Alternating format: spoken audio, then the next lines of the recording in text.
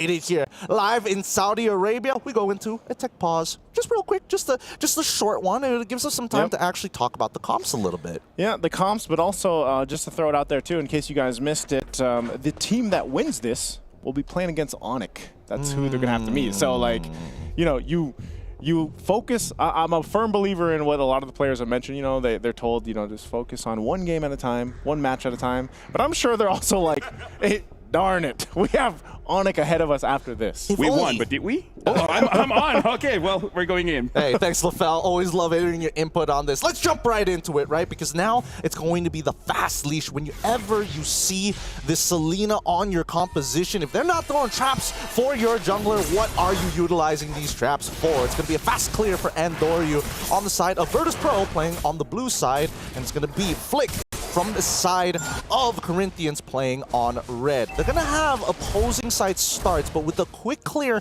coming in from the side of Andoryu, I'm curious to see where the first gank is going to happen. I would imagine it's the mid lane, but considering that Luis, smartly enough, deciding on, I'm not going to take the flicker. Instead, I want the extra sustain from the Revitalize to maybe protect my teammates from Andoryu. Yeah, a whole lot of tenacities here, too, for Corinthians. Oh, my God. You know, Luis, he's got to be tanky enough to deal with this, and Revitalize is really going to help them too, but also, again, mid lane is still going to be seeing some action here, but that's the main thing. It's a Fanny in the hands of Andoryu. He has, you know, being a Filipino player himself, like, Fannies usually are pretty impressive over there, but I think still the same to be said, like Flick, he's done pretty good things on his assassin jungler so far through his journey, but the main thing is what team is actually able to go ahead and stall out that scaling ability for both of these heroes. Now the big thing for the Fanny is, like, I feel like the shutdown is far more punishing for a Fanny, especially all the talk we've done about the Lancelot, how literally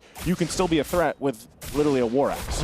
Yeah, and that's the thing, right? Because a lot of it just boils down to whether or not you can actually hurt the Fanny by stealing away her purple buff. Right now, it's a little tough for the Corinthians in the early stages of the game. You would expect that, at least for Frost and Louise, once they hit level 4 and onwards, then it becomes an easier time. But this is on the assumption that they were on opposite sides of the map, right? This Harith, he doesn't mind. Oh, hold on. Okay. Pluto already has to pop the flicker, so this is just control for the turtle. They'll get that. Knowing too that that purple buff was up, and Andoryu just went to go for that, so they're going to trade it. So it is a first turtle in the hands of Corinthians. Again, economically, it's not too much, you know, pretty much even still across the board. And each team, now that they get the level 4s available, they're going to put the gas to the pedal here. They're going to find a knockup on the Earth Shatter. They'll find Andoryu first blood already. Still going to be going for more. Looking for Boulevard. Boulevard so low. It's a double for Flick. Does he get it? No, he doesn't get the triple, but that's 3 kills. Still for more. That up all by himself. Is he going to be able to get anybody? No, he doesn't. Corinthians gets a ton off of that. Oh man, he should have punched Hesu instead. Oh wait, the cleanup? Andoryu, he gets tossed in the air. Oh no! Pops the Primal Wrath. Andoryu, he's got to get out. That would have been terrible if he went down there. That would have been awful, really. I wasn't expecting Hesu to get his ult back up that quickly, but it just came just in time. Hey, that's what happens, right? You shouldn't be pouring gas on your pedals if you want this car to burn down. And Virtus.pro, they are the composition that needs the snowball, right? So they have to be a little sharper on the execution. Man, you just like, and you're the lineup that has to snowball. Like in this situation, when you go through a fight like that, you put yourself in even a worse position now, where, you know, you've got to find scraps where you can, and maybe that's where you plan to having a Selena, for example, and being able to do things with the Kaleo, which we usually see once that Tsunami Slam is available. So maybe it's going to be them just kind of finding these moments where they can, but Corinthians with a nice little lead. The fact, too, that Flick had a double kill off of that earlier on puts him in a great position against Andoryu right now. And expect them to just go ahead and even get this next objective unless VP is able to find something before that. And right now you can see that the mid duo, right, they're not working together anymore. That both supports are opting to leave that lane. Super Gorka needs to make sure that he doesn't accidentally lose his flicker, because in this matchup, if Ubatizi is able to land his Salmon Force right on top of Super Gorka. Oh no. That's a nice Abyssal Arrow. It's going to be able to find Hesu. He still has the Primal Wrath. There's the Tsunami Slam, though. They're going to force the fight anyway, ignoring the turtle. They're separated from each other. Andoryu quite low. Has to get out. The flick will pick up Pluto and the turtle off of it. Again, as Hesu will also find one. And that's a couple kills in the hands of Corinthians and the second turtle. So they continue to win these fights. This is not looking good at all for Virtus.pro. This is really starting to hurt them. If they had a Farsa instead of putting Bobber on the Selena, this would be a different case because at least they'll be able to apply the damage consistently. Yeah. But now it's so volatile, right? The rotations, they keep on applying damage to Hesu, thinking that he is the weak link, but playing on this Edith is so safe, right? Especially in the early games. At Primal Wrath, they have to respect it. Yeah, it's really, and then it's crazy because it's like you have that extra layer of, okay, I'm really low, let me pop the Primal Wrath. But then even with the Warcry ammo, it's like you do considerable damage too. So then you're like double checked if you're VP. So again, they're gonna have to really consider these fights that they take. Because even if the arrow lands, it's like you're still in a precarious situation where it's like, if we follow up on this, are we actually gonna be able to convert a kill if it lands on anybody else? And when you think on it, who else is the arrows most likely going to land on? Hesu is eating those arrows and he's putting himself, or it's going to be Luis when he's there for those fights. So VP really has to play around those considerations. Yeah, I think the worst part about this is that there's no way to get immediate profit, right? Everything has some form of setup, and more importantly, it's not instantaneous.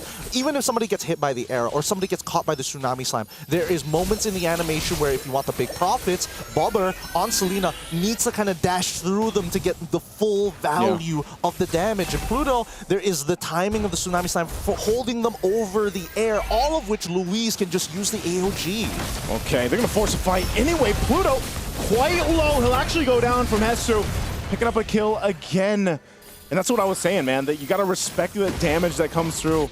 And they don't. They're forced off this. There's some cutting happening here on the bottom side. That's what Andoriu's forced to do. Third turtle's up. Flick's going to go ahead and join up, force him off of that turret. But now with the objective up, we're going to see Corinthians take the tier 1 up top and make their way for the turtle.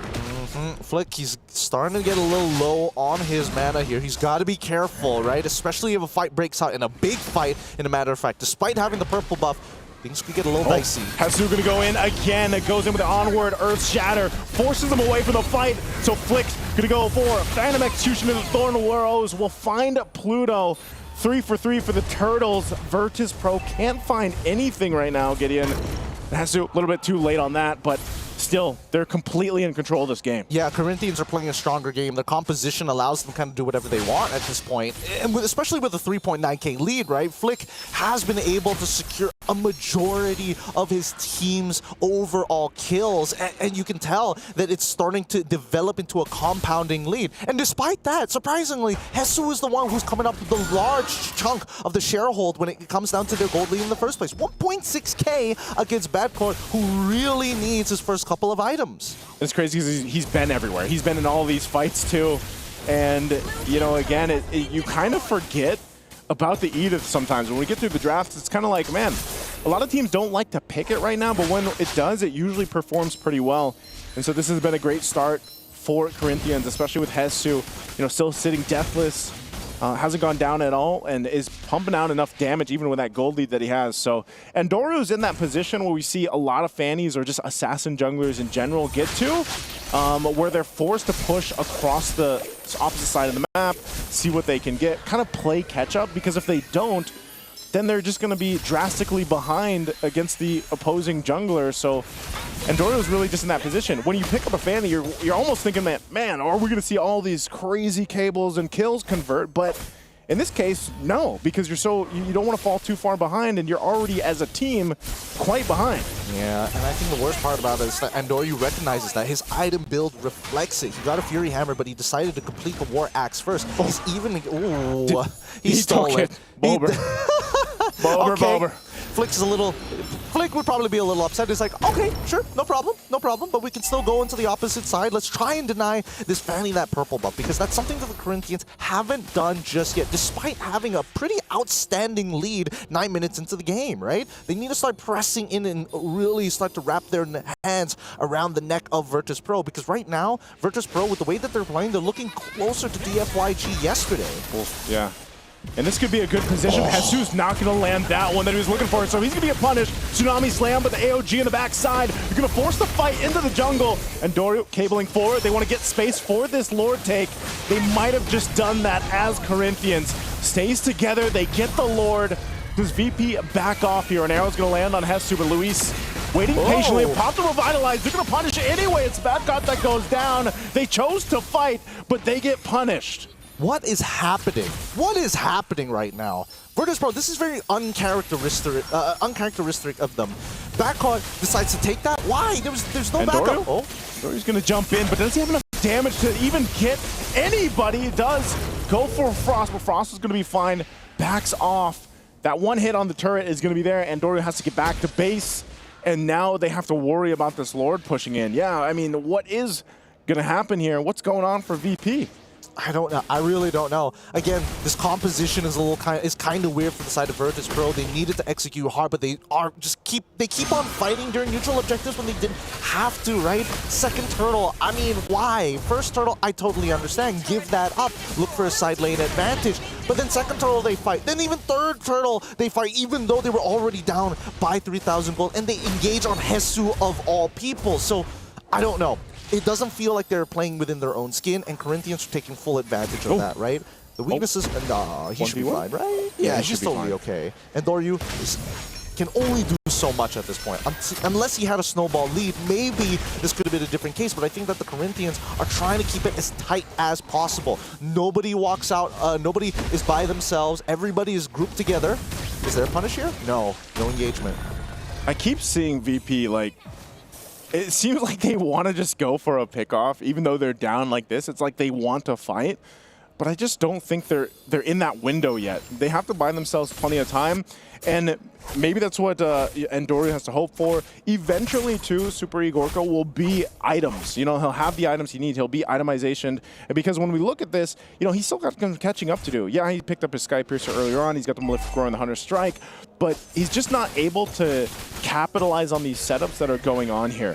Now, if they can drag the game out and maybe even contest this next Lord that comes up and convert a kill or two, because they don't have any yet, then that would be the best case scenario for them. But right now, the way the Corinthians have been playing is they have everything under control.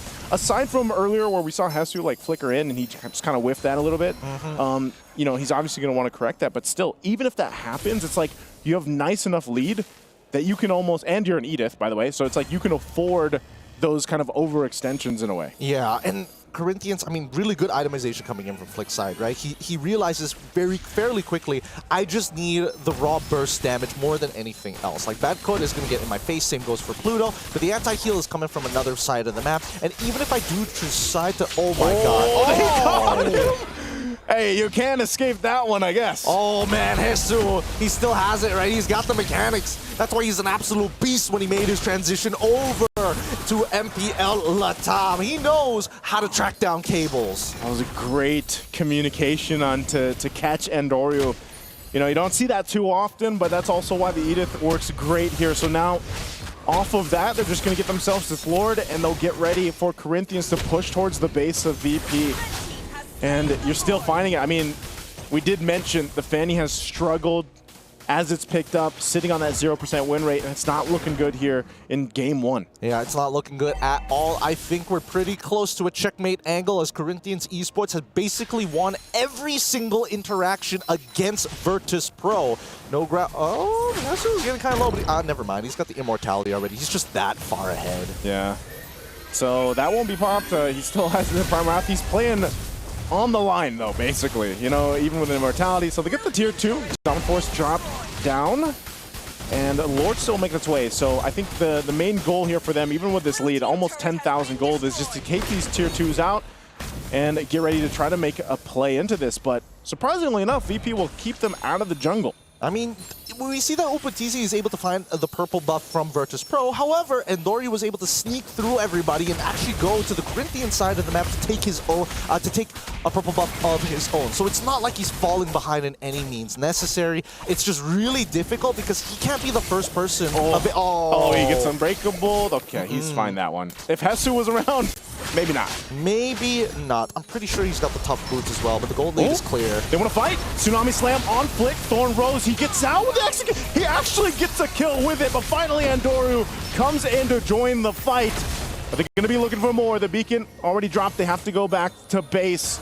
Boulevard is there. They're going to drop down. The rest of the team, they're going to go for it anyway. Andoru's jumping in, cabling on through. Gets a couple members low here, and Abyssal Arrow will land. They decide to fight anyway. This is a great chance for them to turn it around. Andoru goes in, picks up one. Hesu falls. This is a ton of gold going in the hands of VP, and now Luis is next. Super Gorka picks up a double kill. What a fight for VP. Beautifully played by Virtus.pro. Definitely a very scary moment for Andoru because he was thinking, should I commit to get... Wait, hold on. Does he get this kill? Oh! He finds it as well. He just Beybladed all over. He just let it rip. It all started with Flick dying, right? The first kill forced Virtus.pro, ends up being Flick, and that is such a huge shutdown for Virtus.pro, but they snowballed this out of control. The big problem is that Corinthians, unfortunately for them, oh my goodness, are they actually going to commit? No. They want this turret so bad. They're staying here. Tsunami Slam on Flick. He'll defensively use that Phantom Execution, but man, talk about a turn around for Virtus.pro. Off of all of that, they diminished the 10K gold lead that Corinthians had. They got a couple tier 2s and a base turret. That is what you do if you want to turn a game around. Oh yeah, I mean the shutdowns, two mega shutdowns. One on Hesu, one on Flick, really kind of skews the favor into Virtus.pro. But on top of that, as you mentioned, the Econ turrets on the sides, all the outers are gone as well. So this big gold sweep, a 10K gold sweep for Virtus.pro, worked out only because Corinthians decided we're gonna disengage. But we're still in a really tight space, so Andoru got a ridiculous amount of free damage on the correct targets. Upatizi wasn't expecting him to re-engage in the fight. He was expecting Andoru to actually recall and then come in through traditional paths. It was a great, I mean, that fight alone was one of those moments where it's like, that is the communication we needed to see from Virtus.pro, because they made that call and now they have this control over the next Lord here. And Andoru, all by himself, he's going to deal with some damage. Can he actually go 1v2? Oh, Flick will kill Andoru. So now VP's forced to get off of the Lord here. I'm not sure what the game plan there was from Andoru. But why? I think he knew that Flick was going to use the Phantom Execution, just not sure when. Tsunami Slam again. They're just going to go fight it out. Dominant Force already dropped down. They're forcing him back. Boulevard picks up Hesu, but still Flick dodges the arrow. He's just going to go for the Lord, and Upa will secure it. But still fighting Pluto. He's taking the brunt of the damage. It's a double for Upatizi as Corinthians find themselves back into this game. Oh my goodness. If we can have a slow-mo of that Lord take. Oh no. He's going to get the mortality. Bad caught. Going to be gone. And under the base turret, Flick jumps on in. They want to just go ahead and march this in. The wave is pushing up top. And Andoru, he's going to go ahead and clear out this mid. That wave is in the base here, so Corinthians, they'll have to go ahead and wait to push in with the Lord. Andoru, he was looking for Flick, doesn't see his own purple buff, quickly goes into enemy territory to check their purple buff, doesn't see anything else. All right, I got to back away. Nothing they could do. But man, I would like to see how close it was. The margins, because Bobber jumping in on that fight, sacrificing his life, trying to steal away the Lord, and it end up going over to Upa, really goes to show how close these margins are. See if VP can defend against this to stay in the game as Corinthians, after losing a 10K gold deficit or gold lead, now they're marching into the base already, dealing with it as Pluto's going to be gone. Andoru swinging on around, but the Lord is still healthy as Corinthians decide to fight out, but they're so low anyway. Super Gorka still going to be alive, and Andoru, Flick is gone. The fight is breaking out. The Lord finally goes down. Can they end it here? They're going to lock onto the base, and they will, as Corinthians slowly but surely will win game one. Oh man, the Corinthians real happy about that, finally getting a game of their own, loud as ever as they continue to represent Latam here at MSC. I gotta say, I think I've said this before, but I have a lot of questions. But it's mostly just one. It's like, what was going on? Because I gotta say, Corinthians, they had a very, I would say, perfect game, right? The entire time, they were perfect. Only like one mistake, and then Virtus.pro, like you said, nice too, from 10K to nothing. Like, Yeah. I don't know, personally for me, looking at MSC, I really feel like for all of the players here, they got to start training their bodies, because I really feel like they have this natural talent to play basketball, because they make amazing throws. It seems like that, because how many times do you see where you lose a 10K gold lead, you end up getting back into it, and then you win the game? I mean, most of the 10K gold leads that we see are just absolute blunders, and then the opposing team that diminished that ends up winning. So, you know, it's good that Corinthians finished this, but I think it was still pretty close. Let me just say, Corinthians, their inhibitor was destroyed first before Virtus.pro. Yeah. Yep. That's how insane that turnaround is. Yeah, that turnaround. Actually, the fight was so long, right? I think in Corinthians' perspective, they're like, we're going into this fight. The waves are actually, it looks like it's in our favor. Let's actually extend this a little bit longer. And by the time the entire wipeout, they look at their waves and then realize, oh, wait, it's actually pushing back into us. And thus why so much of the structures were taken away by Virtus.pro. But let's just look at the post game, right? Because this was a near perfect game for the Corinthians. And I just have to criticize what was going on for VP's draft. They could have gotten really safe combinations. Why go for something so extremely mechanical? I mean, I understand picking the Granger over the Farsa when you look at the KDA 4-0-3. Super Gorka actually played very, very well in this game. It's just that everything else, because Fanny was one of the most feared hero in MLBB. Yeah. But now in MSC, 3 times pick, 0% win rate. Still zero. I was almost thinking this was the one, man. Yeah, I was almost thinking, you know, because like I said, there was just that one moment. It really just came down to that. It's like Endoru didn't really, like, in the grand scheme of that game, he didn't do too much, except that one team fight where, you know, again, you're defaulted to just pushing the side lanes and doing that. But then it's like Gideon said, you go with a pretty risky draft. And you probably didn't have to do that, because if it does get shut down early on, that's where you see a lot of the struggle happen here. And that's what we saw, albeit besides that one team fight in the choke point of the jungle. And even then, it's like he was at the last fight there before the Lord, he was going, what, 1v2 for a while. And then he ends up going down. And this is something that we touched on earlier before the game even started, where some teams, they really go for the draft that plays the macro. But I kind of feel like at one point, you have to fight. You have to go for this team fight, run the lures and the other things. And again, I agree with Gideon. There are opportunities for them to make the draft even easier. But they just got to go for this full-on, muscle-heavy, mechanical, blah, blah, blah. And just, it didn't work out. They tried to be a Terminator, right? I think it was clear that Boulevard was trying his best to try and get information. And the information, it's not like it was bad. It was actually really, really good. A lot of the decisions that we saw from VP was based off of the information being developed by Bobber's network of traps across the map. And the problem is the target prioritization for me in the early game, right? Because everybody's got a certain amount of damage, very limited in their damage options, but they kept applying it to Hesu, which to me was the biggest blunder, right? They should have pivoted, they should immediately look to punish Upa, get his Purify out, and then just keep attacking him while that window is open. Yeah, it was just, again, it's almost a perfect game for Corinthians from what we saw. They were super locked in from the start until nearly the finish there. They lost it a little bit, but again, when you have that kind of lead, I think we've seen this with a lot of teams where it's like they take those chances to go ahead and try to set things up. They get a little risky in their play here, but nonetheless, like I said, they got the victory, they got that locked in.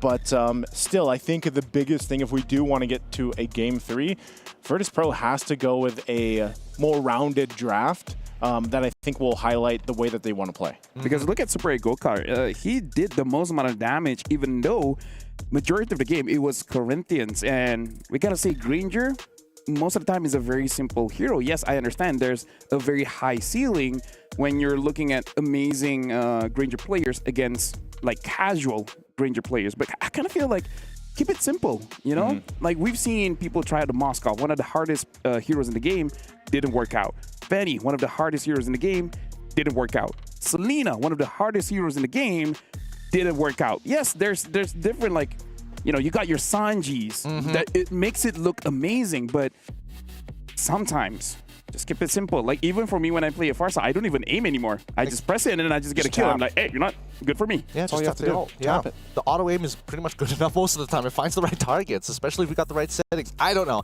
I definitely think that there were hopeful moments coming in for the side of VP. And again, these are very like niche moments where it's more on the plays coming in from the Corinthians than anything else, right? Because Hesu, he was pretty sharp on it, but they have to be really worried about these narrow corridors, right? The play area. If the play area is within the lane, that's totally fine for the Corinthians. If it's around the Lord Pit and things like that, that's so much space to play. But if they all gather together, the value from this Fanny skyrockets. A Bobber basically gets a firing range if he's at the end of the line. Yeah, again, I like to say, like, a lot of the games that we've seen so far throughout MSC has been, yeah, it's execution, but the drafts, as interesting as they have been, you know, some work better than others, and maybe that's where the meta is going. You know, it's more of this kind of perfect balance between the macro and the micro, because we've seen that so far, and teams even with leads as big as 8 to 10,000 gold could still lose a game and have it turned upside down on its head here, and a lot of that just has to do, I feel like, with where we currently are meta-wise. Yeah. Oh man, that last moment. I just noticed that Flick didn't have his retribution. So honestly, what Bobber did, jumping in to try and steal that Lord, was actually a viable option. But unfortunately, Upa, that empowered auto attack, just too much damage. He was already max itemed. Yeah, but I can't imagine that we're in this point where I remember casting international tournaments where 2,000 gold lead feels like 1,000. And now we're in a meta where 8,000, 10,000 is super comebackable. Like, I don't know if that's just the general meta or this just proves how this is literally the best that the world has to offer, that even with a 10,000 gold lead, these teams knows how to come back. And I kind of feel like that shows the amount of strength that all of the teams have today. Because again, this is an elimination match, and VP found a way from 10K all the way down to nothing. Like, personally for me, I'm quite impressed that that kind of feat doesn't happen just once or twice. Almost every single series we have that. I think it's about consistency, but I also think it's about being able to like carefully assess the map and say, hey, this is what we can and cannot do. And I think that Virtus.pro has definitely learned from a couple of their mistakes during the wild card, playing from behind. I think this is one of their better games at not only holding the lead against their opponents, but converting it very, very quickly when the opportunity presented itself. Yeah, I think now that I'm thinking about it, it's like draft-wise, if they want to get to Game 3, I feel like the Kalea obviously starts composition really well. Again, maybe just have a better mid. I think that that would be my biggest change. I don't want to harp on the Fanny too much, but just maybe go for a better mid. Just take that Farsa. Like, take the Farsa. Why didn't you take the Farsa in first phase? Like, it was so free. It was so free. Because if I think about it, there's other options as well that is not the Selena, something like even the Valentina, even though the Valentina doesn't have a lot of ults that... Wait, I mean, you didn't see the Edith, but the Valentina could have taken the Edith ult and also helped a lot. Another one is Eve, but notably it is going to be a little bit difficult going up against the Lancelot. Again, this is why I'm saying the players, they're really thinking about, as a mid laner, how do I survive? And that's why during the draft, I was thinking of Selena, because I play mid as well, and sometimes this is a problem. I want to deal the damage, but I know. Going up against this Lancelot, I can't use a mage. I need something with a lot of mobility. That's where we start to see the Kadidas, the Selenas popping up. I think that at this point, like, they made an executive decision, right? Real Solo looked at the rest of the players as like, so Bobber, how would you like to not play the game, right? Just play, give us information, and Super Gorka, you did good. You did good in scrims. I'm gonna give you the Granger this time round. Let's jump into the draft, right? And let's see whether the priority changes. I really, really hope they give Bobber one of his signatures. Put him back on the Kimmy, put him back on the Farsa, something that he's able to kind of contribute to the team, not just with information, because he's really mechanically good at the things that he touches. His Selena mechanically weren't making too many mistakes, and honestly, had he stolen that Lord, it would have been a completely different story for VP. I agree. And I'm looking at VP, they are going to be first pick. Corinthians will be second pick, batting out that Yisun Shin, and then VP batting out that Baxia. I kind of feel like Lance is kind of good second pick, because we've seen first pick is definitely a viable option, as Mythic Seal has shown. But I kind of feel like this is something that VP has to think of, because Flick on that Lancelot, because I even remember the play when the Fanny and Doryu tries to run away, even though, yes, Hesu did catch him, but the entire time, Flick hit all the punctures to chase for that Fanny. Look at the adjustments coming in for the side of VP. I think they're looking to actually pick up Lancelot within that first scenario. If they get rid of the clear, I'm assuming that at least with the Corinthians, they might even consider getting rid of the 1-1. Really narrow down the pool. Yeah, I think you have to. And if the decision is to take the Lancelot for the hands of Andorio, then maybe that also just gives them a better time to go ahead and not be completely forced in a situation where it's like, all right, if all fails, then I'll just push across the map, because like we've been seeing and saying throughout the MSC group stages already, Lancelot's going to be valuable pretty much throughout the entire game, even if he has to deal with the gap a little bit, but that usually doesn't happen for him. So they could prioritize that if it's going to be first pick. You see the 1-1 is banned out as well. So that could be something that VP wants to go to, even though, I was going to say the Kimmy, but that they're the ones to ban it out. So still up in the air is, like we mentioned, the Lancelots, the Farsas, that could be prioritized here.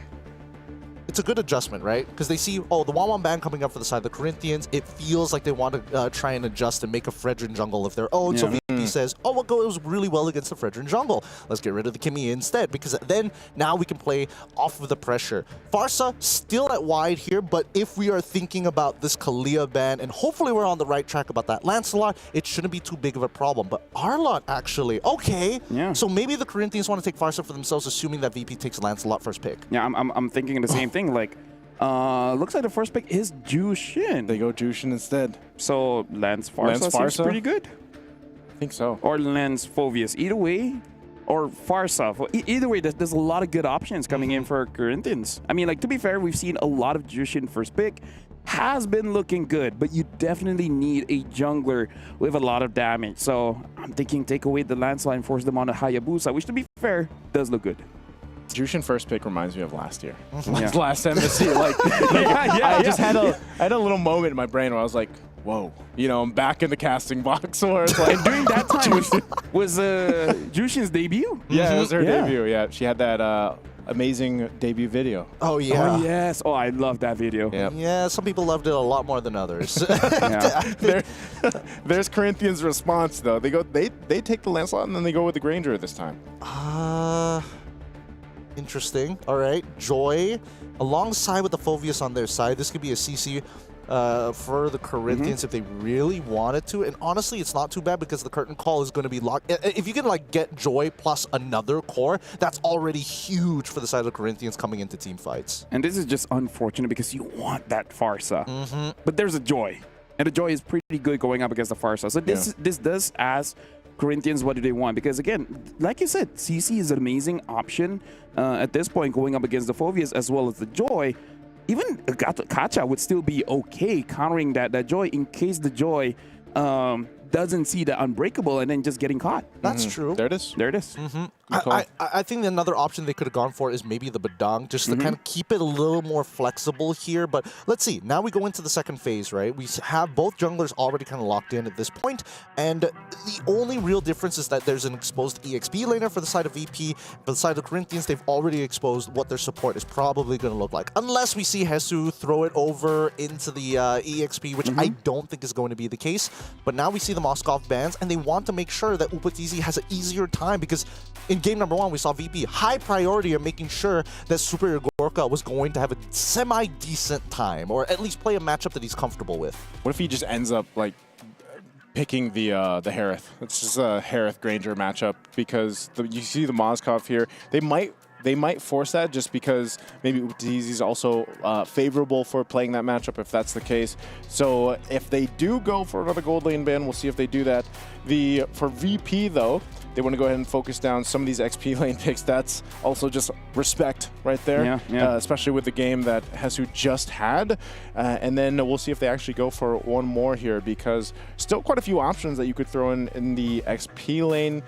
Would they actually go for a Esmeralda if Corinthians wanted to? I mean, it's an option for sure. And by the way, I do agree, like, banning out the Hive would be pretty good here, because I kind of feel like in this current meta, like before this Granger dominates against the Hive, but now Hive doesn't have to be too stingy about his ult. Like, yeah, you can actually have a better matchup going up against the Granger. I don't mind it. But I don't think there's a better ban out there because it feels pretty good if Corinthians like, oh, I'll give you the Harith, but then your entire damage profile is generally heavy towards the magic side of things, and which is okay. Which is okay, but then there is an assumption here that whether or not do you have enough shred to make it work, and then itemizing becomes very easy, especially since Uranus still on the table for either side. And I think that this is probably the angle, unless we see Real Solo say, hey, I don't know about this Uranus, especially when you're playing up against the Fulvius, you're going to get sandbagged. You have to accept that fact. Well, he bans it out. Nice. So he doesn't want to deal with it. Uranus is taken out. So now we get to see if they go with the XP lane option or they hold that for later. They still need the mid lane too. Farsa is still open. Not sure if they want to just take that and make it work, because still they need some, I feel like they still need something that works with your burst damage, especially in the mid lane, especially with the fact that you have a Lancelot there, and it gives time and space for a Granger to move. I always think that's one of the better things to have, is once you have that Feathered Airstrike, it kind of gives a little bit of almost a safe space for Granger or any of the gold laners to position through. So it's either that, or for me, it's also like the Eve, for example. But Corinthians, they just go with the Selena. Something to consider as well is that Hilda, because we've seen a lot of teams using the Hilda to make sure that this Lancelot doesn't have free reign. VP has that option because even with a Hilda, they still have OKCC with the Jushin. I think Hilda comes into the roam position. They look to try and win out the 2v2, but it really doesn't matter with Concussive Blast, Gatot, and especially with the power of his wave clear. They won't interact as much as they would hope for. I think that's the big issue here, right? Badang gets locked in for the side of VP. I'm all for it. This way, the Joy doesn't have to worry about getting disrupted in the middle of its combinations, unless Corinthians has got a super pick. What? Is this debut? Or Yeah. This is, right? I mean, you don't even have stats for it. That's how you know it's debut. Okay, that's how we know. So yeah, I'm actually liking it because I said that they got to simple it down, and hey, Clint's pretty simple. Why not go for Irithel? Why not? That's a little too complicated. Hey, that's very complicated, bro. Oh, we'll go to Hanu. You attack while you're moving, bro. It's like, oh, you could press one button compared to pressing 3 different buttons in the same cycle, plus weaving auto attacks in. Granger's moving too much. I'm gonna bola him. Oh yeah.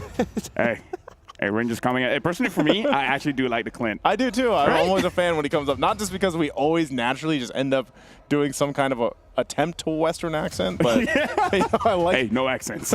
Hey, no cowboy hats here just yet. Anyways, I'm going to throw it over to you guys because it looks like you guys have a lot of thoughts on this. Yeah, I definitely have a lot of thoughts on it. Don't get me wrong. I love this game. And once again, thank you, LaFell. I like Clint as a hero. Do I think it's necessarily good in this particular position, right? Because what does this mean for the squad? It means that they're very reliant on Endoryu to snowball, and he has to play towards the strong side of the map. And in this case, that strong side is going to be the gold side. As we get into the Land of Dawn, with match point on the line, elimination so close for BP. Can Corinthians seal the deal here, right? They see that Clint. They know that VP is going to be moving towards that side of the map. How do they manage? Do they attack the opposite side? My guess is that they mirror their opponents because the base damages, and more importantly, if Frost is able to hurt Bobber, wait, no purifies for the side of Virtus.pro. That's a little dangerous. I mean, there's still glue on the other side, right? So it's like, oh no, he wants to jump on top of me. If I don't want to get displaced, I have to flicker. Yeah, you know, and that's what I like to call the athletic flicker, because that's what they're going to have to rely on over here. But right now, Super Igorka is doing a good job of just going and holding down the lane against Upatizi. Taking a look at the emblems here. So he's got, he went with the Quantum Charge. He also has the Mystery Shop, so he wants to go ahead and build up. What does a Clint even build up here now? It's been a while since I've seen one. I mean, there's a lot of different variations of Clint builds that you could go for. Generally, you want to have an endless battle at some point of time.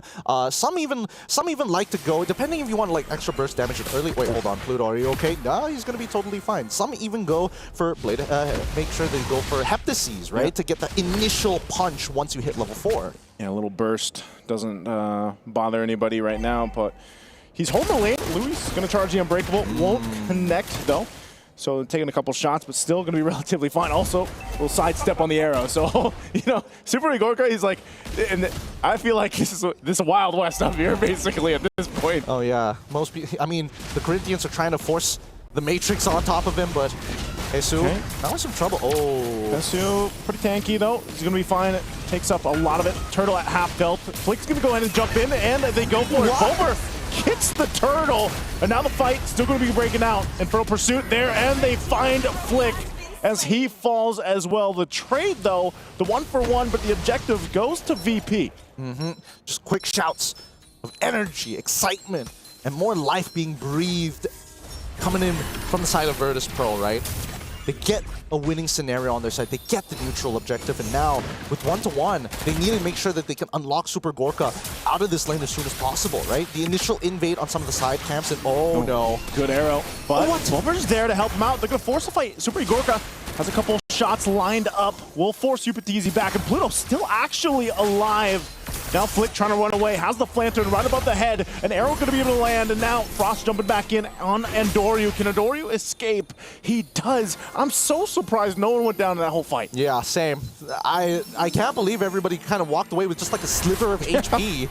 It's a bit of a mistake, a little bit of a mistake, I'm not gonna lie, from, no, Flick, that is danger. He's so greedy. He's dead. No, wait, no, he gets, wow, I'm surprised. Flick decided to stay that low. A great play and initiation. Can they actually go ahead and take this buff and maybe more for Virtus.pro? They go for the purple, now jumping back in.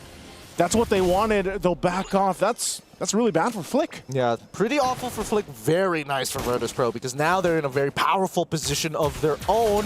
Having that level up, they know exactly where he's going to be, and it gives them more incentive to start sending their troops up to that top side of the map. Super Gorka, he's doing fine against Upatizi. He even has a level lead on Upatizi because of these neutral objectives, and that's exactly the game plan that Virtus.pro is going for.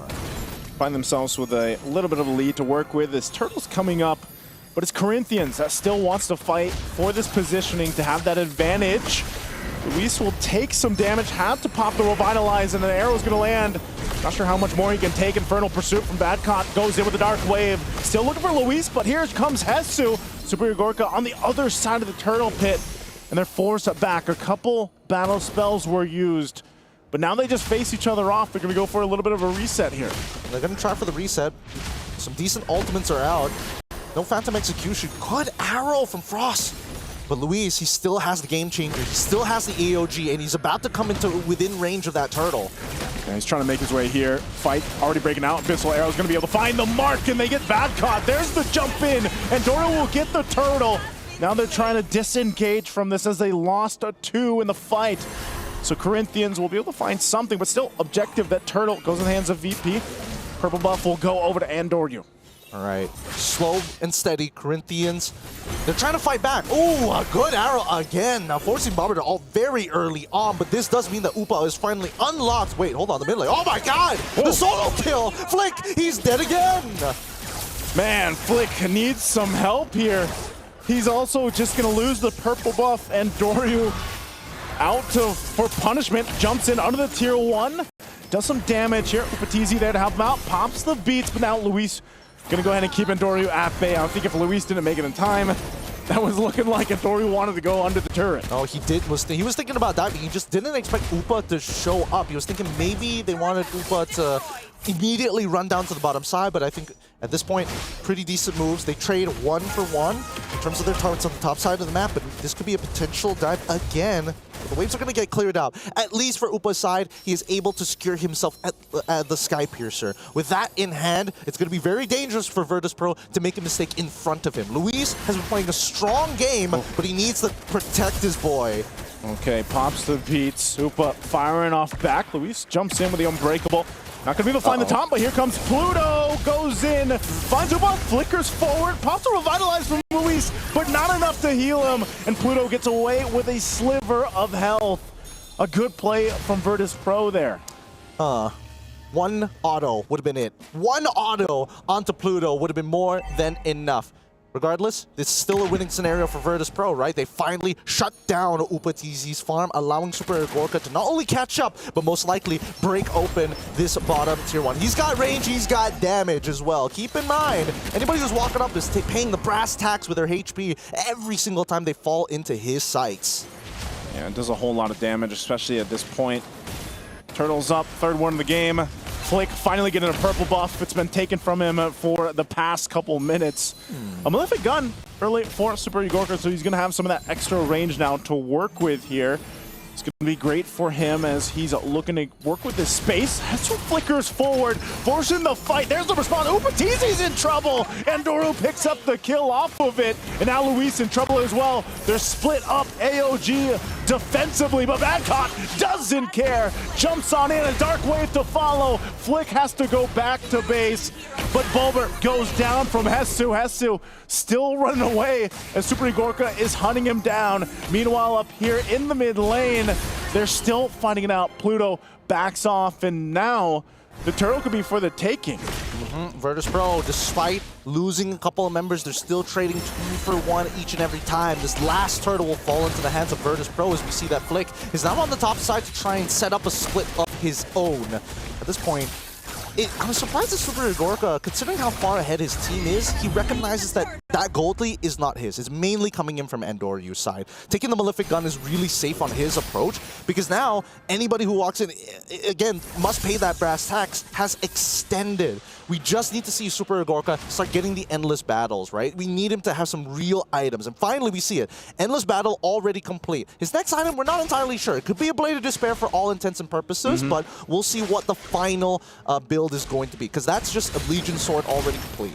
Yeah, he's going to go, I think he's going big damn here, because eventually he is going to be looking for those fights, looking for that damage, and he's already got it, I mean, for the most part. So Corinthians really kind of struggling in some of these skirmishes. They're dealing a whole lot here with Badcott and Pluto just being a nuisance to them. And yeah, they hold on to that tier 1 in the mid and bottom, but they're still going to have to deal with the objective that comes up, because I just feel like they really haven't been able to have a good team fight. Like, they've been split up in a lot of the fights that they've had, and then they're just kind of grasping for positioning. And Upatizi as well, he only has the dash plus, you know, the flicker for the most part. And Virtus.pro has a lot of options to go ahead and hunt down Upatizi if they have to. They do. And here's the big thing, right? Because this is where we see the difference of mid laners. Oh, man. Flick is getting chunked out. Andoryu is just so far ahead. 3 levels ahead. They've been giving him a whole ton of farm. And meanwhile, in the mid lane, while they deal with Andoryu, he's still up there too. 1v2ing, almost gets Flick. Now the mid lane turret gonna fall. So this is just how confident Andoryu and the rest of Virtus.pro are with the lead they have. I'm pretty sure he has a concentrated energy, which is why he's so confident into going underneath the turret and walking back out. Let's double check it here. Oh no, he doesn't. Wow, he only just has the Holy Crystal, right? So again, he's getting a decent amount of spell vamp regardless. Either or, we need to see how this is going to play out even further, because the information from Frost is not good enough. He is not getting those deep set traps in enemy territory. He hasn't been taking those types of risks. He is opening up the map, and honestly, a little more accurate than Bobber when it comes down to hitting those arrows. But for now, with the power spike to Super Igorka, it should be pretty free for them. Oh, so quick. Hetsu gonna get dragged and then into the wall. Fist crack, fist break. Hetsu falls. Not sure what the idea was there. You know, he was trying to give him maybe information like, hey, the Lord's being taken. But so he falls, and now Virtus.pro in a great position to go ahead and start marching towards the base of Corinthians here. They've got such a good lead. And this is maybe now the time when we get to see Super Igorka pop off. You know, he's been waiting the whole game, just picked up the BOD. But they're gonna go and work on these holy shields, get these popped before that Lord marches forward. Yep. And he should. Really, he's going to be a tower monster. He's going to be able to munch down on it pretty easily. Let's look at the damage dealt, right? Because Super Igorka is trying to keep up damage with Upatizi. Again, Upatizi has significantly longer ranges thanks to his skill shots. But here comes the Conceal. Pluto looking for it. The Conceal was used. They're just going to force him off the tier 2. So the Lord finally makes its way here down to the bottom side. Corinthians will have to go ahead and deal with this. The charge through. Not sure if they're still going to force the fight. Oh, they jump in anyway. Pluto not able to find that connection that he was looking for, but ultimately they get the base turret. I think they're going to be happy with that off of this. Now Balloon in the lead, up 8,000 gold here. They'll get the last tier 2 up the top. Another shield's going to pop in the mid. but Corinthians will go ahead and clear things out. Honestly, really great response to the conceal from the side of Corinthians. Luis immediately got in front of Pluto, but now with no holy shieldings whatsoever, the wave clear is okay for the side of the Corinthians, but it's going to come to a point where really nobody can do it effectively, right? Once we have Lord empowered minions, Upatizi, he's going to eventually get his full build and he won't be able to deal with the wave single-handedly. Same goes for Flick, and that's the big issue, right?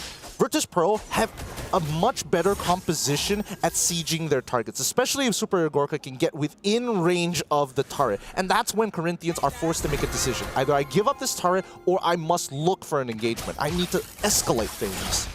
Yeah, and that's why we see, too, because of things getting escalated out of control, you're going to have to get some defensive here for Corinthians. And that's the thing. Rose Gold picked up for Upatizi. He's dealing with so much pressure. And Doru alone is pressure enough for Upatizi a lot of times, because it's just he's able to go to the back line really quickly. But then even so, like I'm waiting to see if Luis gets some more of that magic resist. I know he's on the way to it, but you know, him alone and Hesu, they seem to be, they're supposed to be super tanky, right? But they seem to just lose their health so quickly because there was a radiant armor for Hesu, but now you got to worry about the physical damage here from Super Igorka. You can already see it. Pressure going to be here. He might get caught out. Flickers on out. So Hesu, once again, dealing with the pressure. Unbreakable going to be used, but the beats are popped. And Doru, is he going to be in trouble? Wow. The Desanata. Frost won't be able to land that arrow, and now has to flicker out himself. The fight around this side of the jungle again, and now the Lord is up here. That was a stat check by Endoru. Literally, 3 people on top of him. You could see that the most farmed up hero from the side of Corinthians Esports is Upatizi, basically doing nothing to Endoru. He gets the walk away for free, comes back to the fight, and more importantly, on top of the Lord, he's full health, right? It's like that fight didn't even happen. I don't think you want to be here, Corinthians, because you don't have battle spells. 2 flickers are down. No revitalize. They might be playing a little bit too close to the line here. Conceal's going to be used. Even at half health, they want to jump in, but they're zoned out because of Boulevard. So they're forced back to the base, and they're just going to have to defend. That wave up bottom is pushed in too. So we'll see how they play out this defense here. That's the question. Do they have enough items, enough defensiveness too, to withstand this next Lord push? Bobber coming in big time. It's starting to look like mid laners are securing more Lords than junglers themselves at this point. That'll be an interesting stat to see by the end of the group stage. For now, Corinthians, they're, again, stat checked, right? 9.4K, Virtus.pro, basically playing a macroly sound video game. And at this point, they're about, you can basically consider them having the checkmate angle, right? That's the 10K gold difference between Virtus.pro and as well as the Corinthians. They're off by 800, but at this point, I feel like they can force the scenario on to Corinthians. How they're going to do it, they first need to get Super Gorka in position. It's Pluto that goes in. He's able to find multiple members with that setup, and they just collapse down from Pluto. Virtus.pro waited for the moment. They found it. Hesu all alone isn't going to be enough here, and Virtus.pro will make it happen. They'll make a statement in Game 2 as we head on over to our last and final Game 3. Nicely played by VP. Seems like whoever picks up Selena is the one dropping these games. And you know what, Nice? So you asked for it. I did. Now we got 3 games. Heck, we had 12. 12 games today. 12 games for today. And you know what? Shout out to everyone watching, because back in Malaysia as well as the Philippines, this is already midnight. Is it? Oh, yeah. Yeah, it's already midnight. We're 5 hours before, so they're 5 hours ahead. Yeah, it's getting pretty late for our Southeast Asians here. But I'm pretty sure Latam is thinking like, oh, come on, please. Just a little bit more. We can push through just a little bit more. We can make it through. And EECA is like, yes, we're back. We're pulling it back. Match point. I mean, like, here's the thing, man. Like, Super Gorka, he's talking to Upatizi, be like, you brought a violin to a gunfight. Yeah. I think it's a cello. It is a cello. Is it a cello? I'm pretty sure it's a violin, because I read up on Granger. It's very confusing. Like, he has a lot of abilities. Like, he has a violin and superpowers, where he can he can even enter your dreams. He can? He can like, that's in the lore? Like, he's an assassin. Like, you know, he gets jobs and etc. And then, like, when someone has problem with their dreams, he will play the violin, you know, make a good song, and then he enters your dreams and then help. Dude, I swear to God, this sounds like a Wattpad story already. Yeah. This is. Dude, this and then so what is Clint? I'm A guy with a gun. I'm just a simple man. I'm just a simple man. You and your dreams can shut up. I don't have dreams. I'm just Western. That's basically what happened in this game. But here's the thing, like, look, I read up on Granger. It's very interesting, okay? He has violence and superpowers. That's all you need to know. How men design heroes, how women design heroes. That's the bottom line here. That's just keeping it simple, man. But speaking of which, they did keep it simple, right? Because we were talking about how, you know, both teams, they should simplify the draft, and very simple draft coming in from Virtus.pro. I would say the most mechanically demanding hero was the Joy. Yeah, actually. Other than that, you know, Jushin, Clin, I mean, like, what else? Phobius, just well, air jump time. No, I mean, You just jump. you just press your alt when it's available. I would say either the Joy or the Badang. That's, well, yeah, you need skill with Badang. You got a time, you know, Pluto is pretty on point. Pluto is pretty on point, and I think overall, VP, the biggest standout is that they've taken a very, well, we've played this particular style very much for the past year or so, especially with the Joy, right? It's just, you farm that Joy up, make sure that Joy is going to get to that ultra scaling period at the end of the game, and basically you can one-shot anybody you want. And I think it's impressive to see that Andoryu didn't make any mistakes considering that Super Gorka was supposed to be the one that they put their money into and time and effort. Instead, VP kept on throwing up the smoke and mirrors. Oh, are we faking? We're going to fake our movements towards Super Gorka's side. We see Luis move out of the way, instantly buff steal. Maybe that's why there was a 1v3. Maybe Super Gorka is like, hey, Andoryu, I bet you can't 1v3.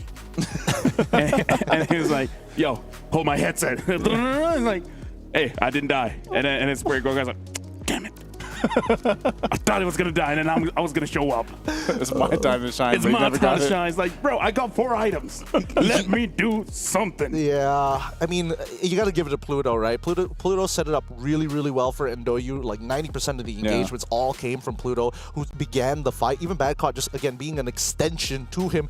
And then the Super Gorka, as you mentioned, just like, I'll just be the anchor. I'm gonna chill back here. Don't worry about it. Bobber is switching back and forth between front and backline. But the biggest issue was the fact that despite they had good information in the early game coming in from Frost. Coming into the mid game, where he started to lose space, started to lose his structures, he didn't feel confident enough to walk up and search for information. And honestly, there probably wasn't a need to, considering that every time he did, Andoryu shows up.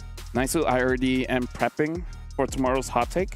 If more games like this happen, I'm gonna say, Retribution is overrated. That's going to be the hot take? You don't need Retribution to secure objectives. Hell yeah. Hey, we've already had so many hot takes. Like even the hot take of you don't need objectives to win games. Right? Something about me, I just want to rage bait. Oh. But is it really rage baiting if it's actually happening on MSC? Well, I think it's closer to factual. Right. Yeah, I think it's factual for the most part of it. It's like, is it stereotyping if it's true? I mean, stereotypes all come from some form of truth, some may say. And etc. But now, 3 games. 3 games here. 12 games today. 12 games today. Who would have thought? Tomorrow is going to be Group B. Now, that's going to be pretty interesting as well. If they go all 12 games, I got to say, in terms of payment, like we're stretching it out. Really stretching it out, man. I mean, looking at the post-game stats, and especially the damage graphic, I think this goes to show why people are going back and forth. Because even when you're on the losing end, you can see that, like, Upatizi, he's trying to compete with the damage numbers being pumped up by VP. And I think the person who took the most amount of hits had to be Flick, unfortunately. His buffs getting stolen pretty consistently overall. Once the side lanes collapse. Why with 1 HP, you could have died. Would you stay there? You couldn't even die from your buff. Not alone your opponents. Well, he did have, to be fair, he did have War Axe. He wouldn't have died to his buff. But literally, you know, there's a Jushin that just walks up and drops a lantern on your head. You don't even use mana if there's no one there. Yeah, that's also true. And even so, I think that they probably should have communicated that a little bit better. I mean, we did see the autopiloting coming up from VP in game number 1. Now we see a bit of autopiloting coming up from Corinthians in game number 2.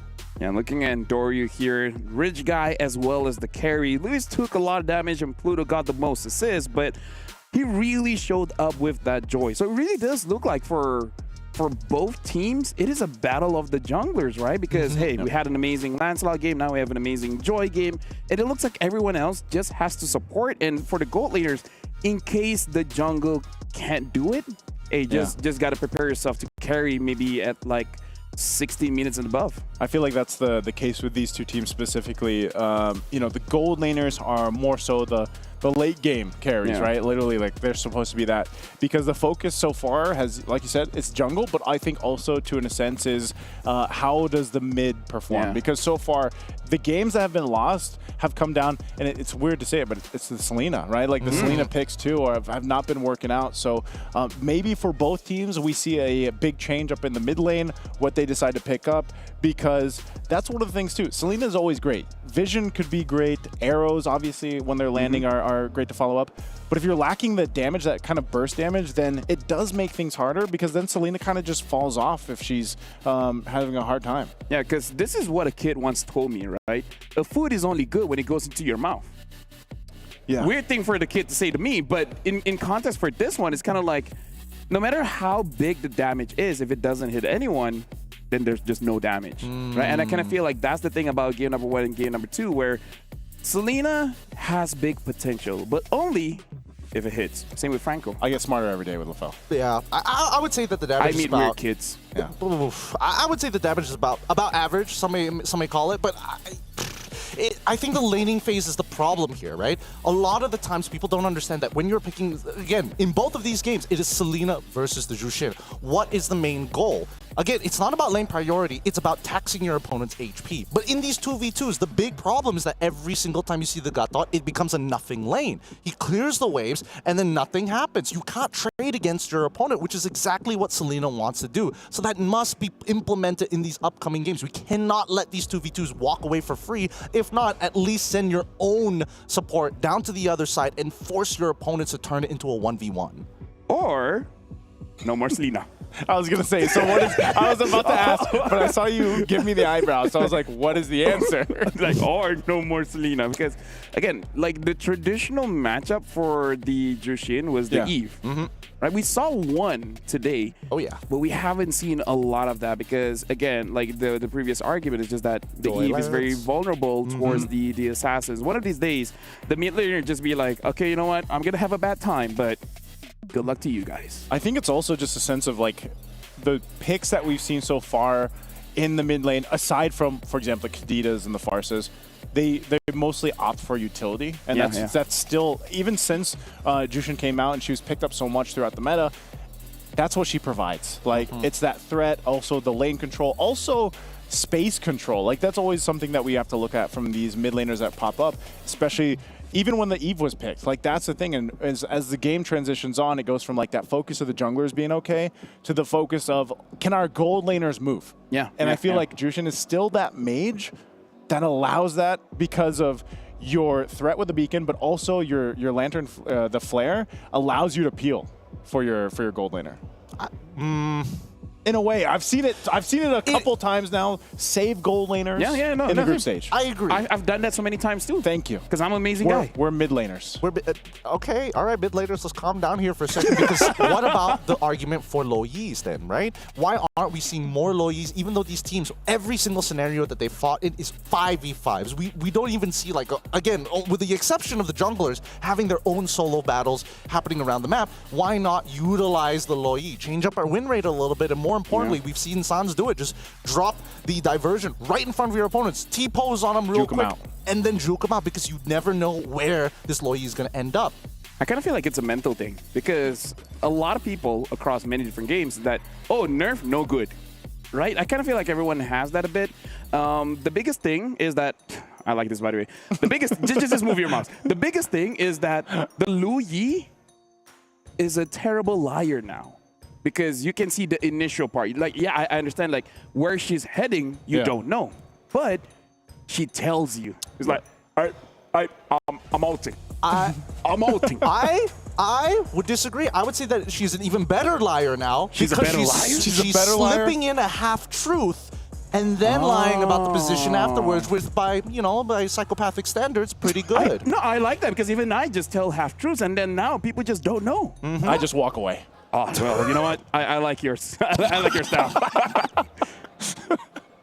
A lot of trauma here. Anyways, Corinthians first pick and Virtus Pro second pick. Oh, the things that we let through during cast, man. Oh yeah, oh yeah. But I love you guys. Thank you. Thank With you. the Corinthians now on blue side up against VP, now taking the red side, this is a little bit of a change, right? And hopefully it's not too much of a change for VP because I think VP has been much better on their red side than their blue side most of the time. And this is based off of the information that we got from the group stages on top of the wild card. So let's see, because these openers have been so pivotal for either side.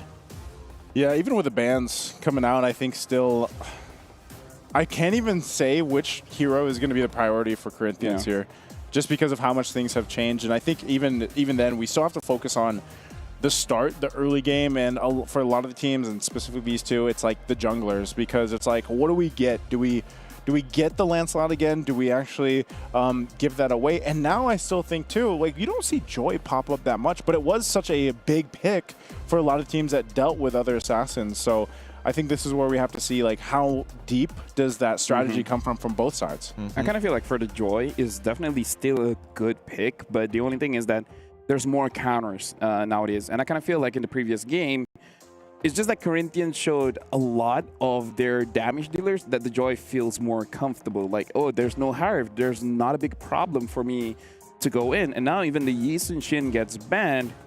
I don't know. I kind of feel like Lancelot is still going to be part of the conversation. It really is just about that you have to win mid, because if not, you're not going to have a lot of free time for you to farm. And I think that's what like my biggest gripe with the meta is right now. It's like, oh, you get all these cool junglers coming back into the meta, and then mid gets shafted with the number of picks that you get. And But it's I feel like they've always been. well, I would feel say like that mid has always been in a weird. He's waiting for the gore to be good. Hey, it was good. There was a time. good for a time. Yeah, so that's why I don't mention it anymore, because I had my time. You had had your his time. time. That was back in M5-ish. Hey, don't forget, Yasuo got his time now with the revamp of Kimmy. Yeah. M5-ish, by the way, decade. Decade. Throw out your votes. We need him, please. I'm still waiting for the Grok revamp. Yo, God, please. Yeah. Is there going to be a Grok? Yeah, it looks really good. Really? Like visually, skill-wise, emotions, Yeah. So he's still a rock. Emotion. philosophy. Philosophy. Yeah. First pick was Phoveus. Nice. That is different. That is okay. I mean, it's a little strange. I'm not gonna lie. It's a little strange. Arlet or something? Wait, you don't even have to take Arlet now. You can take it like pick 3. You can pick 3. You can immediately answer it, or start picking up options for yourself. I think in this particular case, just get the Farsa. Get the Farsa. Yeah, get the now. Farsa, please, VP. I don't even mind like Lancelot. Farsa Granger or Farsa, I don't know, Badang. Yeah, but Farsa Badang also not too bad as well. Oh wait, oh yeah, Kalia's already banned. Here we go, Lancelot, and they also pick up the Kimmy for themselves. Rather interesting that they wanted to go Kimmy this time round for Bobber. They could have done it like a couple of games ago, but hey, you know, I will digress. I will digress. Wasn't it banned? Actually, yeah, I think it was bad. It was So- banned in game number 1. Could Yeah, have picked maybe- up in game number 2. Yeah, it was bad in game number 2. So I think like this is where Bobber is gonna be bobbering. He's going to be bobbering. Yeah, that's the thing now. Just roll with it. I think you make it work. So how do you respond to the Kimmy if you're Corinthians? Bravely. It's the only way. Locks in Farsa. Yeah! Woo! High fives all around. There it is. There it is. Hey, be brave. Hey, Be good call. brave. But they also get the joy. So once again, both junglers in a position where they're Harry? battling against each other. Oh, dude. Harry or CC? Like, I feel like Harry or CC will be good for VP here. I think CC is fine. Yeah. I think CC is fine too. CC is great. Some may say better than great in the meta currently. Hey, she can join the fight. You wanna wanna? try- I don't have have one. I don't You have don't one. have one? Come I don't have a on. line. Come Hey. on. Enter the unknown. Wait, what? Enter the unknown. It's not enter. It was a different one. Encounter the unknown. Encounter the Jeez, unknown. this is a perfect example. How about Roar? Come on, Nice. So you know nothing is granted and everything's earned. You guys are too good. You guys are too good at this. Hey, start boot camping in Rise above. Malaysia. There we go! There we go! He's on the board. Man's on the board. All right. The Badang eventually comes through. I'm liking the position that we're seeing from VP. You have ways to cancel the feathered airstrike, which has always been the biggest problem for a lot of these teams. It's like, oh yeah, we always need the Arlo, we always need the Ferdinand every single time, but Badang is so simple and easy to make sure that you get that value. But now the EXP matchup comes into question, right? This is a flex pick at the end of the day. I mean, a pick before that we really don't see anymore is that if you want to frontline, the Hylos is good in terms of EXP matchup against the Phoveus because you're able to just like push him out of the lane. So that's an option. I'm only putting it out there, only like what if, but we really have not seen Hylos. in forever. It's kind of weird, dude, because I think he would still fit in the current meta that we have, especially, you know, we still, because most of the time there was a double revitalized composition that was used a lot, which was usually the Hylos and the Gatakacha. Now it's just defaulted to, like, if we need that, just throw in Gatakacha if he's open, you know? So it's banned out this game, so that's not going to be able to go in the hands of Luis, as they still need that roaming option. So I don't know, maybe we'll get lucky and we see that pop up here from Corinthians. They'll go ahead and focus down the gold lane. Another roamer being banned out, the Cho, taken out here by Virtus Pro. So is this another gold lane? Nope, it's the Esmeralda. So they'll take that away. Really interesting. VP are now trying to say, we want to interact with you for some reason, right? They got rid of the Gato. It's strange to see the Gato. Like, Cho, I get. The Gato, not so much. I feel like they could have held that a little bit longer, which means that they have a pick in mind that they want to play. I just can't think of it right now. What would be, because they've already got the Kimmy, unless they are throwing Kimmy into the gold lane, and then they pick up something like Yi, but that's not that great into the Joy. Either way, right now, I kind of feel like for the draft, they either need a strong front line or more damage. They just overloaded again. Just overloaded. Just be like, hey, Ultra Legends, that looks pretty good. How about we try that? And they pick up the Irrital. So at least now showing that the Kimi indeed goes into mid. And it kind of seems like they're asking Corinthians, pick up the Granger. Let's fight the violin or cello or whatever it is. Electric guitar. Yep. Might as well fight it with Irithil here. I think she wins. I think she would win that, especially with it. If they get a good traction pulse, like, it just allows her to kind of maneuver all around. And then, of course, you can have Lancelot. So I like Virtus.pro so far with what they have. I mean, the biggest thing is, like, can they withstand this initial magic damage burst? And you see the last two picks from Corinthians are going to be even a little bit more magic damage. So they get the Harith, and then they have the Hilda now. A lot of damage as well. And again, like, this is the way that we've seen people deal with the Lancelot. It's just that you just have that Hilda, be a very strong front line and actually invade inside of jungle. I think Kimi and Badang can still hold their own to make sure that there's no invades past Turtle 2. As long as they don't get chunked out at level 1, right? I think that's what it really boils down to. They just need to figure out with this Farsa, if Hilda shows up in front of Bobber's face on this Kimi, I mean, like, yes, it's going to suck for a little bit, but at least you have Pluto to kind of peel for you.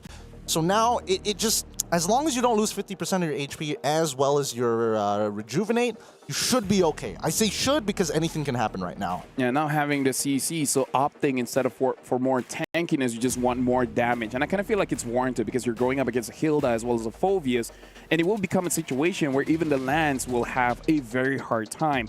I kind of feel like of all the games, game number 3, this draft, really solidifies that we're going to give it our all because, just to remind everyone here, winner survives. Loser, this is the end of their MSC run here at the Esports World Cup. I'm going to be handing it over to Naiso as well as Gideon as the final game of today. Thank you, LaFell. Boys and girls out there, let us know in the chat, who do you want to see move on as we head into the land of dawn? MSC 2025 has shown us plenty of exciting options. All the diverse nations coming together for one singular game. Is it going to be Corinthians on the blue side, or do you vote for Virtus.pro on the red? Let's begin this game, because again, high stakes. Every single mistake is going to really put a dampener on the emotions, right? It's going to be a rough start if you fall behind early for either of these lineups because of just how they're built. And, you know, I don't even know which composition I would side with here because they both serve their purposes from early to mid, and we've had a great series so far. Now the last one, we've seen even a chance of where you have a considerable gold lead, it can just kind of evaporate quickly. But the fact that you have this kind of classic matchup, when we talk so much about the jungle here, you have the Joy and the Lancelot. This is going to be big for Flick if he can get a lead. You can see the emblems here too that they're rolling with, and it's more or less the same. And last time we saw Kimmy, you still have this time around. You mentioned it. You wanted to see that weakness finder. Well, Boulevard went with that. So maybe again, the synergy with Vertus Pro will lean towards playing into the traction pulses, playing into even the setups like we saw from Pluto in the previous game. Yeah, the only thing that I'm a little interested in... Oh, hold on. The fight is going to occur, but Hesu quickly flickers on out of there. The thing that's interesting is that Frost has decided to pull yourself together on a Farsa. Pull yourself together. Yes, you get a bunch of assists, but that only helps for your battle spell and active items. And in this case, I don't see a reason to get too many active items other than Winter Crown, but that's even in late game, right? So that just means it's the flicker. Oh, I was going to say, I think it's just a flicker, but right now, up on the top side, a first blood for Andoryu. And Flick will go ahead and get a kill himself. Pluto goes down. There's the traction pulse, but Flick just hops on over. He's going to be fine. Luis takes a couple shots, but a trade, though, 1-for-1. Not bad coming in from the side of Virtus.pro and as well as the Corinthians. Obviously, a little better for Virtus.pro at this point of time. And now they go back to the reset, right? They want Andoryu to hit level 5 on time. Flick already ahead of it, but has decided we're not contesting for this. Hesu, he's already taken a death. We need to make sure that he's in a better position because he's up against Badcaught. And at this point, right, Hesu should be able to trade back against Badcaught unless Badcaught is able to get a War Axe prior to it. So right now, it's about rushing these items, rushing these power spikes, and both sides recognize, even Andoryu adjusts, hey, nobody's around this turtle. We don't have to contest. I can go for another buff. Yeah, I'll go ahead and secure that. I'm wondering if they just look at this, look at the positioning. They're going to be able to actually find Flick here. Flick trying to get away, does have to pop the retribution, but Andoryu cut off from that. Good thing Frost was there. So when Flick doesn't go down, but this is a clear sign that can start up the turtle. No retribution for Andoryu as well, but they have full control of it. So Hesu just going to have to force himself off of here. The objective going over to Virtus Pro. Really good read from the side of Virtus Pro. They adjust. Andoryu is calling for Pluto to quickly hide into Pixel Brush, expecting to see Flick show up nearby. Because, keep in mind, Virtus Pro were positioning as if they wanted this turtle, and Corinthians responded accordingly. So Flick needed to make a choice. I go down and take my own buffs, but more importantly, I could look to invade. Oof. Upatizi has to burn his flicker, so they try to make a play down a bot. This is what we've seen time and time again throughout the series. Either of these teams are looking for plays, whether in the gold or even on the jungle, and they've set up for things. Badcaught should be fine here. Flick is here, though. He puts enough pressure. Gonna jump in, even with a vengeance. Takes a shot from the turret, but Flick will survive. Good thing for the vengeance there. Oh my goodness, the brave smite kicked in time, but Hesu says no, flickers forward, punches Badcaught in the face, saying no, you don't get away like that. I will not waste Flick's time. Upatizi, again, he's trying to chase back, but wait, hold on. They're gonna force it anyway. Luis will be in trouble, quite low, but Frost was there with a feathered airstrike to keep them from going further. Does Flick want more? He's gonna get thrown in from Pluto. But still, they back off here. So this is what it's been, Gideon. It's been the back and forth between both teams from start to finish throughout the series. There's an opportunity for Super Igorka to actually find a kill in lane against Upatizi, and that's assuming that Upa drops his Zaman Force a little too far, backs away from it, and then Super Igorka can jump in with his ult and then use his sprint. Again, both at the exact same cooldowns, right? They should be trading ults consistently against each other to stay alive or to look for trades. Well, you can see that too. Pluto is waiting for that moment to give that to Super Igorka, but it's spotted out. Flick now could be in trouble, and Andoryu will go ahead and force Flick off. So some extra damage, of course, going to this turret. Should be a turret down. As you can see, the rotation's already happening for this turtle to come up. Yeah, this is such a bad habit coming in from Corinthians. And I mean, Virtus.pro is also guilty of making the same move of calling their EXP lane super early. Conceal's going to be used. Feathered airstrike. Pluto goes in. Nice flicker from Frosto to avoid it.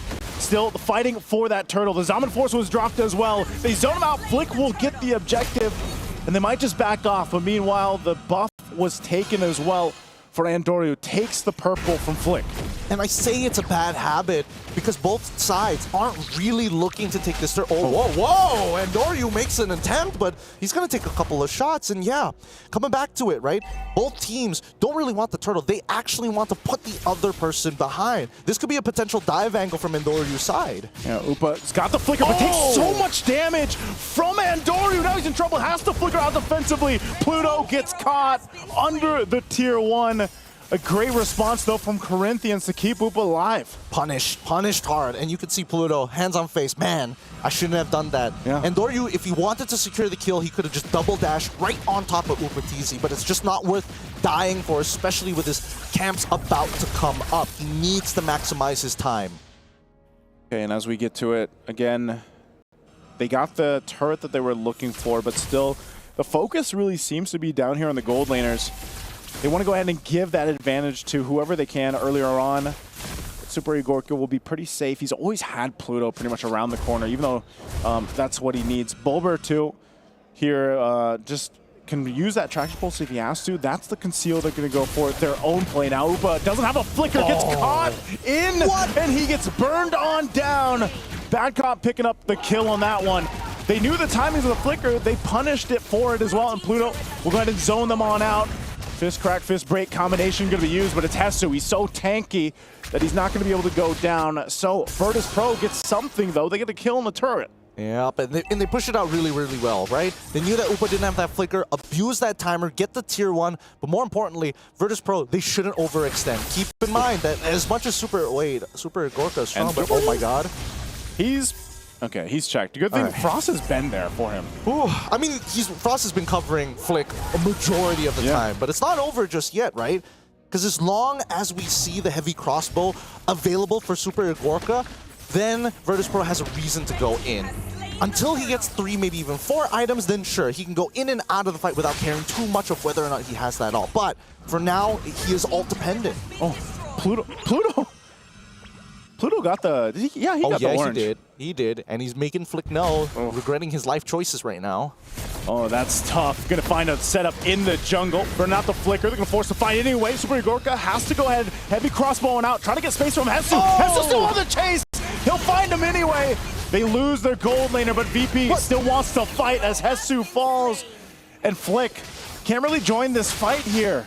Yeah, he can't join the fight, and I think Corinthians, they looked at Hesu and they're like, we're sorry.